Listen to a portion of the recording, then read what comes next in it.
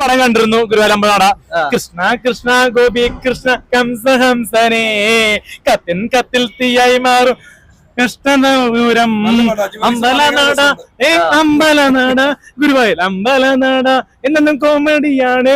അപ്പോ രാജുവിന്റെ മികച്ച എന്റർടൈൻമെന്റ് സിനിമയാണ്. രാജുവിന്റെ ഒരു കംബാക്ക് എന്ന് തന്നെ പറയാം. ആടുജീവിതത്തിൽ കുറച്ച് സീരിയസ് ആയിരുന്നെങ്കിൽ ഈ സിനിമയിലേക്ക് വരുമ്പോൾ കുറച്ച് ഒരു റിലാക്സ് ആയിട്ട് ഒരു ഫ്രസ്ട്രേഷൻ ഒക്കെ മാറി ഫാമിലിയോടെ തന്നെ വന്ന് കുടുംബ പരിസരക്ക് വന്ന് കാണേണ്ട സിനിമ തന്നെയാണ്. കാരണം കോമഡി ഉണ്ട്, സെന്റിമെന്റ്സ് ഉണ്ട്, റൊമാൻസ് ഉണ്ട്. പിന്നെ നമ്മുടെ നായിക നമ്മുടെ ജോ ആൻഡ് ജോ, പിന്നെ നമ്മുടെ ലവ് 24/7 എന്ന സിനിമകളിൽ ശ്രദ്ധേയായ നമ്മുടെ നിഖില വിമൽ ചേച്ചി ഗംഭീരമായിട്ടും പാർവതി എന്ന ക്യാരക്ടർ നല്ല രീതിയിൽ തന്നെ അഭിനയിക്കാനായിട്ട് സാധിച്ചിട്ടുണ്ട്. സ്ക്രീനിൽ പ്രസൻസ് നല്ല രീതിയിൽ ഗംഭീരമാണ്.